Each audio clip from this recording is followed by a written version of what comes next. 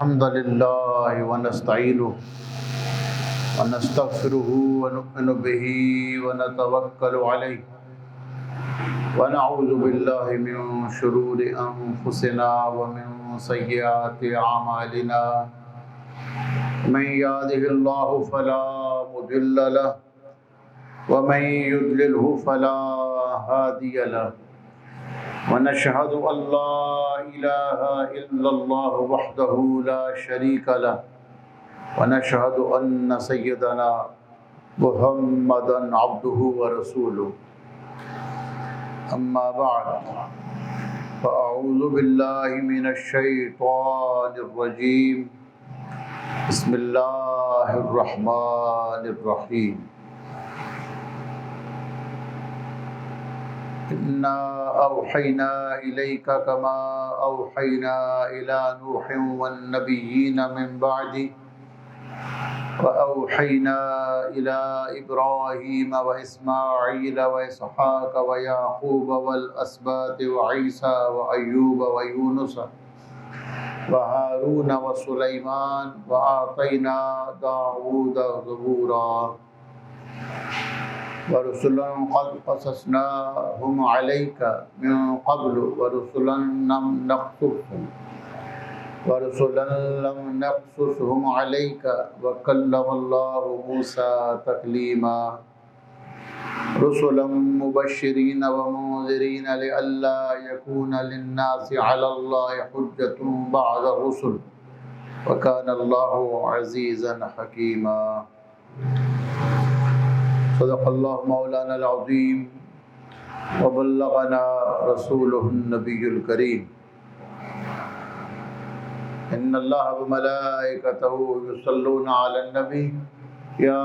أيها الذين آمنوا صلوا عليه وسلموا تسليما اللهم صل على سيدنا محمد وعلى آل سيدنا محمد في كل لمحة ونفس بعدد كل معلوم لك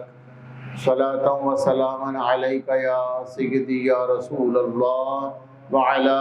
آلك واصحابك يا سیدی یا حبیب اللہ۔ اللہ تعالیٰ کی حمد و ثنا نبی کریم رؤوف الرحیم سید المرسلین محمد رسول اللہ صلی اللہ علیہ وآلہ وصحبہ وبارک وسلم کی بارگاہ میں درود و سلام کا ہدیہ پیش کرنے کے بعد حاضرین کرام سامعین اذیت شام، سورہ نساء کی آخری حصے کی آیات مبارکہ کا درس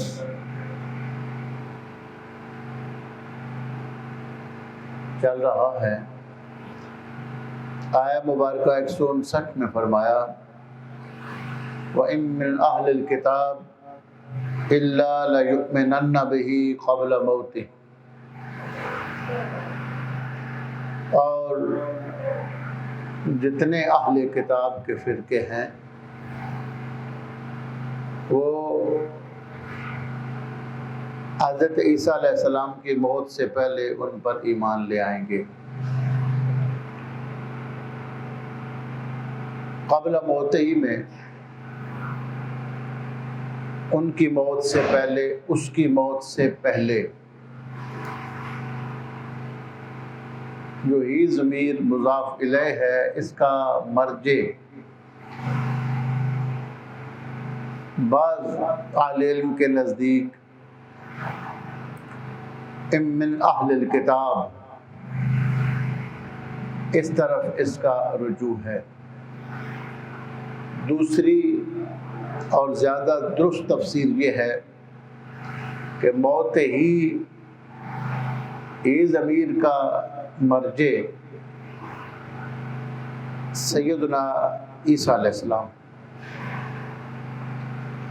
وَإِن مِّنْ أَهْلِ الْكِتَابِ إِلَّا لَيُؤْمِنَنَّ بِهِ قَبْلَ مَوْتِ۔ پچھلی آیہ مبارکہ میں وَقَوْلِهِمْ إِنَّا قَتَلْنَا الْمَسِيحَ عِيسَى ابْنَ مَرْيَمَ، حضرت عیسیٰ علیہ السلام کا ذکر ہے تو موت ہی ضمیر کا مرجع عیسیٰ علیہ السلام ہے۔ اور یہی تفسیر جمہور اہل اسلام کے نزدیک راجح ہے کہ حضرت عیسیٰ علیہ السلام کے آسمانوں سے زمین پہ اترنے کے بعد پھر ظاہری وفات سے پہلے پہلے اہل کتاب کے سارے فرقے آپ پر ایمان لے آئیں گے۔ اس سے اوپر والی آیت میں ارشاد فرمایا گیا وَمَا قَتَلُوهُ وَمَا صَلَبُوهُ، نہ تو انہوں نے عیسیٰ علیہ السلام کو قتل کیا اور نہ ہی سولی پر چڑھایا، وَلَٰكِن شُبِّهَ لَهُمْ، لیکن ان کے دلوں میں شبہ ڈال دیا گیا، ان پر معاملہ مشتبہ ہو گیا۔ وَمَا قَتَلُوهُ يَقِينًا، اور یہ بات یقینی ہے کہ انہوں نے عیسیٰ علیہ السلام کو قتل نہیں کیا، بل رَفَعَهُ اللَّهُ إِلَيْهِ، بلکہ اللہ تعالیٰ نے ان کو اپنی طرف اٹھایا اور بلند کیا۔ یہ وہ آیت مبارکہ ہے بل رَفَعَهُ اللَّهُ إِلَيْهِ۔ اس سے معتزلہ نے اور بعد کے کچھ علماء نے اللہ تعالیٰ کے لیے جہت ثابت کی ہے، جبکہ اللہ تعالیٰ کے بارے میں اہل سنت کا یہ عقیدہ ہے کہ اللہ تعالیٰ جہتوں سے پاک ہے،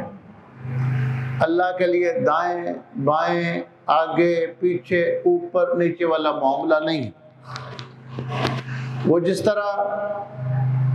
بلندی پر اللہ کی ذات موجود ہے، اسی طرح زمین کی گہرائیوں میں اور پستیوں میں بھی اللہ کی ذات موجود ہے۔ یعنی آپ یہ نہیں کہہ سکتے کہ اللہ تعالیٰ اوپر ہے، اللہ تعالیٰ آسمانوں میں ہے۔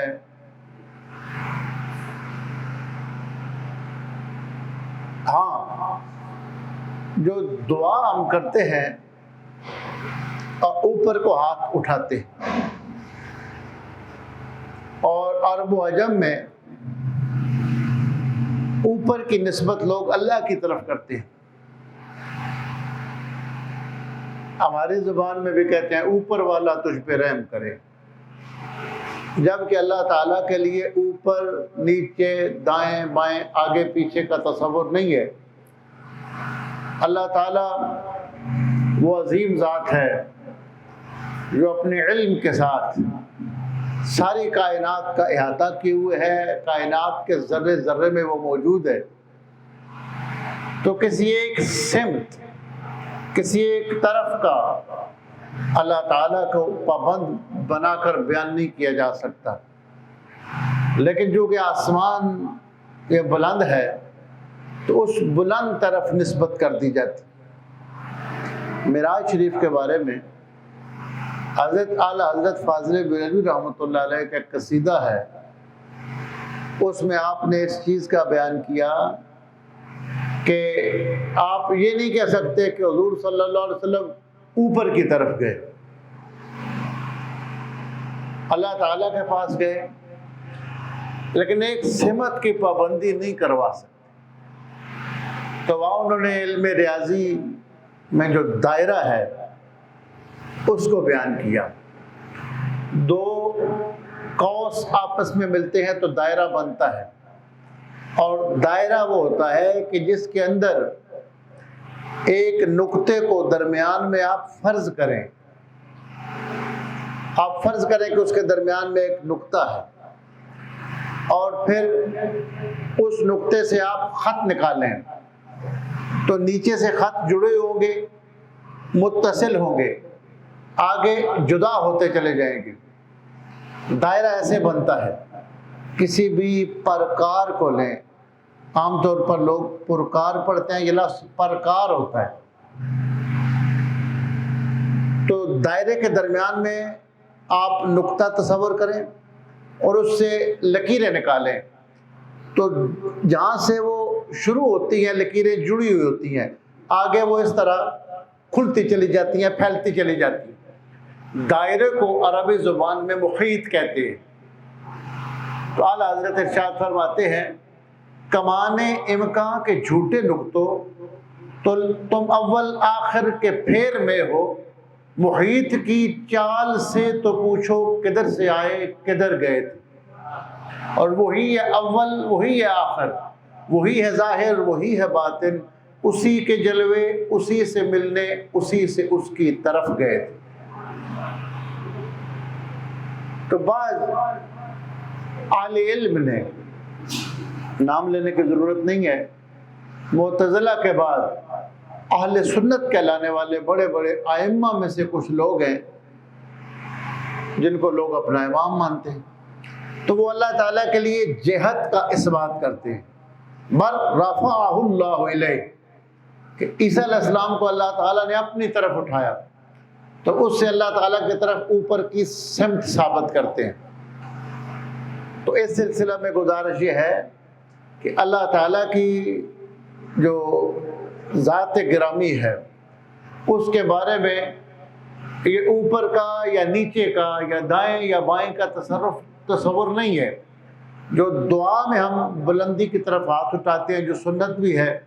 وہ اوپر کی طرف کی بلندی اور عظمت کی وجہ سے اس کی نسبت کر دی جاتی ہے۔ تو اللہ تعالیٰ کی جو ذات ہے یہ مکان سے بھی پاک ہے اور جسم سے بھی پاک ہے۔ حضرت میاں صاحب رحمۃ اللہ علیہ نے سیف الملوک، جس کو لوگ صرف شاعری کی کتاب سمجھتے ہیں، اس میں یہ صرف شاعری کی کتاب نہیں، جو لوگ سیف الملوک کو گہرائی کے ساتھ پڑھتے ہیں وہ یہ جانتے ہیں کہ علم عقیدہ کی باریک باریک باتوں کو شعروں میں حضرت میاں صاحب نے بیان کیا۔ آپ مکانوں خالی اس تھی کوئی مکان نہ خالی، ہر چیزیں ہر ویلے ہر چیز محمد رکھدہ نت سنبھالی، کنا باجو سنن والا تکدا اے بن نینا، وہ سنتا ہے کانوں کے بغیر سنتا ہے، وہ دیکھتا ہے بغیر آنکھوں کے دیکھتا ہے۔ کنا باجو سنن والا تکدا اے بن نینا، باج زبان کلام کریندا نہ اس بھائی بہنا، ولم یلد ولم یولد ہے ولم یکن لہ کفوا احد۔ ہمارے ایک بزرگ تھے، سورۃ اخلاص کا مفہوم بیان کرتے تھے، اللہ کا نہ کوئی ددیالی ہے، نہ ننہالی ہے اور نہ سسرالی۔ اللہ کی ذات ہماری سمجھ سے، ہماری عقل سے، وہم و گمان سے بالا تر ذات ہے۔ بل رفعہ اللہ الیہ۔ تو اللہ تعالیٰ نے حضرت عیسیٰ علیہ السلام کو اپنی طرف اٹھایا، یعنی یہ بلندی کی طرف اس کی نسبت کی عیسیٰ علیہ السلام کے اس مقام کو بیان فرمانے کے لیے۔ فرمایا انا اوحینا الیک کما اوحینا الی نوح والنبیین من بعد، ہم نے آپ کی طرف وحی کی جیسا کہ حضرت نوح علیہ السلام کی طرف اور ان کے بعد کے نبیوں کی طرف وحی کی۔ مجھے اچھی طرح یاد ہے 1996 کی بات ہے، ایک بڑے فاضل مفتی صاحب تھے، تو انہوں نے مجھے کہا کہ آپ اپنے حضرت کا بڑا ذکر کرتے ہیں کہ وہ کسی سے پڑھے نہیں، کسی استاد سے علم حاصل نہیں کیا، تمہیں ملنا چاہتا ہوں۔ تو ان کے کچھ سوال تھے، ان میں ایک یہ سوال تھا کہ درود ابراہیمی شریف میں اللہم صلی علی محمد وعلی آل محمد کما صلیت علی ابراہیم وعلی آل ابراہیم انک حمید مجید، اس میں جو تشبیہ کا مسئلہ ہے یہ سمجھ نہیں آتا کہ حضور صلی اللہ علیہ وسلم پر اس طرح اللہ کی رحمت اور برکات اور درود نازل ہو جیسا کہ حضرت ابراہیم علیہ السلام پر۔ تو ان کا سوال یہ تھا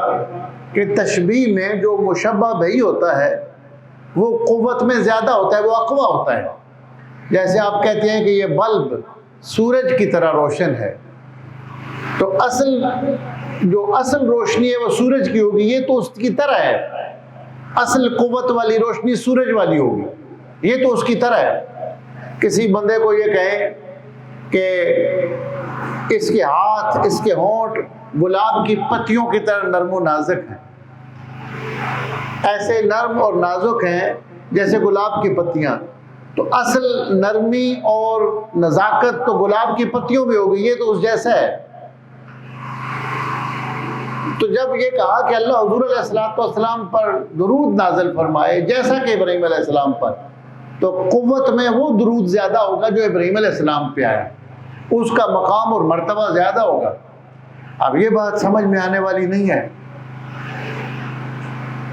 تو وہ حضرت کے پاس حاضر ہوئے میرے ساتھ ایبٹ آباد میں،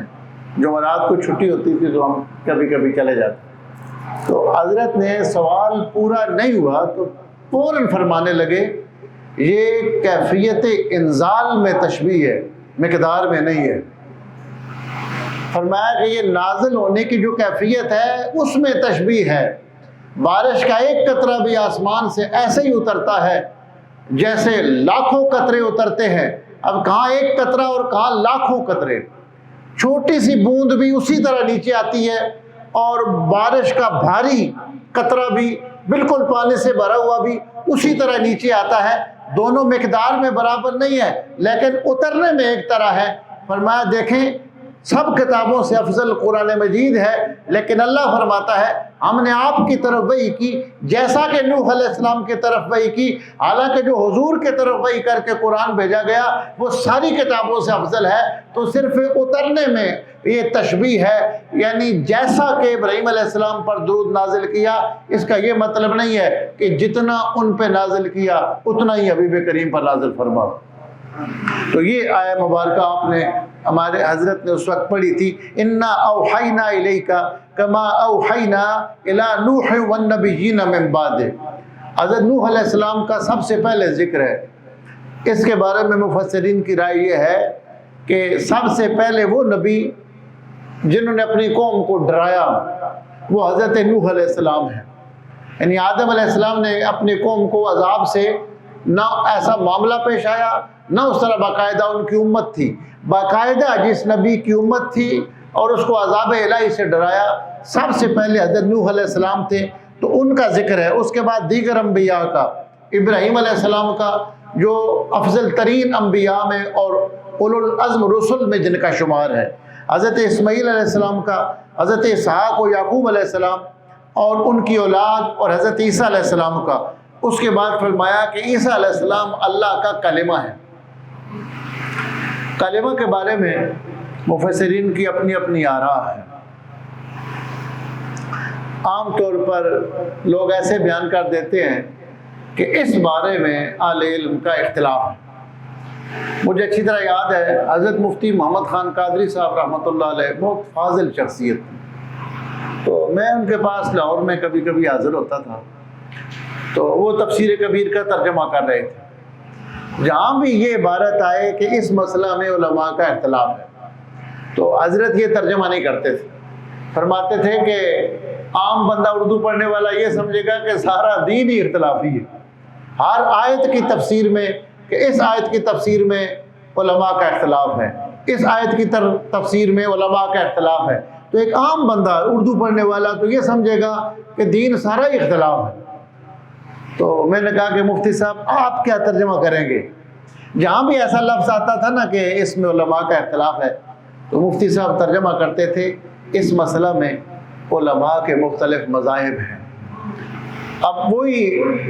مفہوم وہی ہے، لیکن اس کو اس طریقے سے بیان کرنا کہ عوام کے لیے اس میں پریشانی نہ ہو۔ بہت فاضل شخصیت تھے۔ ایک مرتبہ میں حضرت کے پاس حاضر تھا تو میں نے کہا حضرت یہ ہم پڑھتے رہے ہیں کہ فقہ کی تعریف یہ ہے معرفت النفس ما لہا و ما علیہا، نفس کا اس بات کو پہچان لینا کہ اس کے لیے کیا ہے،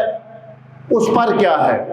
تو اس کی مختلف تشریحات کی جاتی ہیں اور مشکل طریقے سے بیان کیا جاتا ہے۔ میں نے کہا حضرت کوئی آسان سی بات کریں، تو فرمایا کہ معرفت النفس ما لہا و ما علیہا، آدمی کا اپنے حقوق اور فرائض کو پہچان لینا فقہ کہلاتا ہے۔ یعنی اللہ تعالیٰ نے ان کو یہ صلاحیت اور شرع صدر عطا فرمایا تھا، اللہ کی ان پر کروڑ رحمتوں کا نزول ہو۔ وہ اتنے بڑے عالم تھے، کبھی 5 منٹ کے لیے فون پہ بات ہو جائے، ایسا نہیں ہو سکتا تھا کہ آپ ان سے بات کریں اور ان کے شاگرد نہ بنیں۔ شاگردی اور استادی کے لیے ضروری نہیں ہوتا کہ آپ کتابیں لے کر کسی کے سامنے بیٹھے۔ میں نے ایک بہت بڑے بزرگ کے سامنے، ایک بزرگ شخصیت کے بارے میں نے کہہ دیا کہ میرے استاد نہیں ہے، میں نے ان سے پڑھا نہیں ہے۔ فرمانے لگے کہ یہ کیسے ہو سکتا ہے کہ ان کی محفل میں بندہ 5 منٹ بیٹھے اور شاگرد نہ بنے؟ تو میں نے کہا میں نے تو ان سے کوئی کتاب نہیں پڑھی۔ فرمایا کہ یہ کتاب لے کر بیٹھنا اور پڑھنا یہ مروجہ استادی شاگردی کا طریقہ ہے، اور کسی کے پاس بیٹھ کر علم کو حاصل کر لینا یہ مسنون طریقہ ہے۔ حضور علیہ الصلوۃ والسلام سب کو کتاب تو نہیں پڑھاتے تھے، لیکن آپ سے صحابہ کرام نے علم سیکھا اور آپ کے سامنے بیٹھے، آپ نے کوئی دین کی بات بتائی تو جس سے آپ نے دین کی ایک بات بھی سیکھ لی وہ آپ کا مسنون طریقے سے استاد بن گیا ہے۔ فرمایا عجیب بات ہے کہ ہم لوگ جس سے بہت کچھ سیکھ لیتے ہیں اس کو اپنا استاد اس لیے نہیں مانتے کہ ہم اس کے سامنے کتاب کھول کر نہیں بیٹھے، حالانکہ یہ مروجہ طریقہ ہے اور وہ استادی اور شاگردی کا مسنون طریقہ ہے۔ تو مفتی صاحب رحمۃ اللہ علیہ جب بھی فون پہ بات ہوتی تھی تو ایسے ہوتا تھا کہ علم ضرور ملتا تھا، اپنے مطالعے کا نچوڑ وہ پیش کیا کرتے تھے۔ اللہ تعالیٰ نے ان پر بہت مہربانی فرمائی، بہت اللہ تعالیٰ ان پر فضل و کرم تھا اور استدلال کی ایسی قوت تھی۔ ایک دن فرمانے لگے کہ عجیب بات ہے کہ آج لوگ 1.25 لاکھ مرتبہ آیت کریمہ کسی مقصد کے لیے پڑھتے ہیں، اور جناب یونس علیہ السلام نے تو ایک ہی بار مچھلی کے پیٹ میں پڑھی تھی۔ پھر آگے ارشاد فرمانے لگے کہ اس میں ارشاد ہوا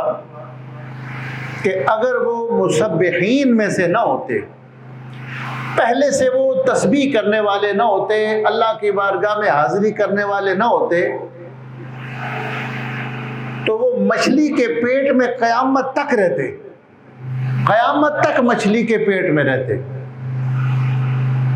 لولا کانا من المسبحین، اگر وہ پہلے سے تسبیح کرنے والے نہ ہوتے۔ فرمایا اس میں یہ تو نہیں ہے کہ صرف اس آیت کی تسبیح کی اور مچھلی کے پیٹ سے ان کو نجات ہو گئی، وہ مسبحین میں سے تھے، پہلے سے تسبیح کرنے والے تھے۔ فرمایا اس کا مطلب یہ ہے کہ جو پہلے سے خدا کے ذکر میں اور یاد اور تسبیح میں مصروف رہتا ہے، مشکل آنے پہ اسی تسبیح کو پڑھ لیتا ہے یا کسی تسبیح کو پڑھ لیتا ہے، اللہ اس کی مشکل کو دور فرماتا ہے۔ فرمایا یہ مسبحین کا لفظ بتا رہا ہے کہ نمازیوں کی دعا کو اللہ اپنی بارگاہ میں قبول فرماتا ہے، جو مستقل نمازی ہوتے ہیں۔ اور مجھے یاد ہے حضرت امیر ملت سیدنا پیر جماعت علی شاہ صاحب محدث علی پوری رحمۃ اللہ علیہ کا ایک خطاب ہے کہ وہ کسی نے تحریری صورت میں اس کو جمع کیا، لکھا گیا اس کو، تو اس میں آپ نے اسلام کی حقانیت کو بیان کرتے ہوئے، اسلام کی سچائی کو بیان کرتے ہوئے ایک بات ارشاد فرمائی۔ فرمایا کہ ہم سہارنپور میں پڑھتے تھے، ہندوستان میں ہم پڑھتے تھے، تو ہم نے ایک چیز کا مشاہدہ کیا کہ جب مسجد میں جماعت ہوتی تھی اور جماعت کے بعد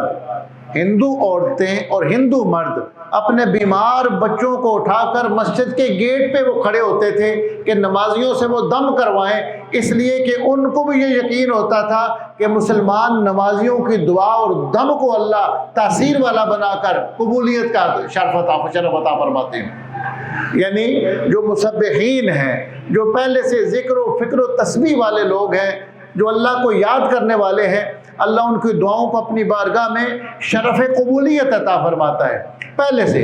ایک تو یہ ہے کہ مصیبت آ جائے اس وقت بندہ اللہ کو پکارے، وہ الگ بات ہے، وہ بھی اللہ ان کی مصیبت دور کرتا ہے، ان کی دعاؤں کو قبول فرماتا ہے۔ لیکن جو پہلے سے اللہ کی یاد میں مصروف رہنے والے لوگ ہوتے ہیں، وہ اللہ کے اتنے قریب ہوتے ہیں کہ اللہ تعالیٰ ان کی دعاؤں کو زیادہ قبولیت کا شرف عطا فرماتا ہے، قبولیت کا مقام عطا فرماتا ہے۔ حضرت عیسیٰ علیہ السلام کے بارے میں فرمایا کہ عیسیٰ علیہ السلام کلمۃ اللہ ہے،